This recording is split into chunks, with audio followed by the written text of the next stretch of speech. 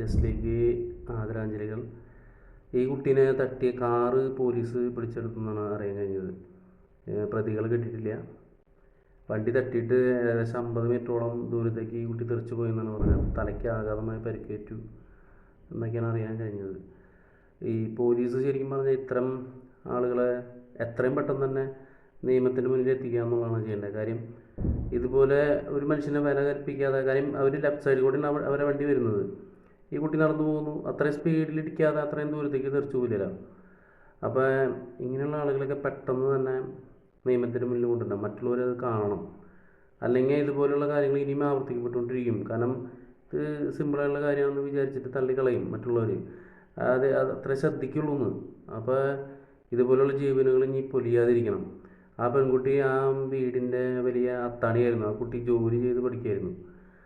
അപ്പോൾ അത്ര എഫേർട്ട് എടുത്ത് ജീവിച്ച് സ്വപ്നങ്ങൾ നേടാനായിട്ട് മുന്നോട്ട് കുതിച്ചു കൊണ്ടിരിക്കുന്ന ഒരു പെൺകുട്ടിയായിരുന്നു.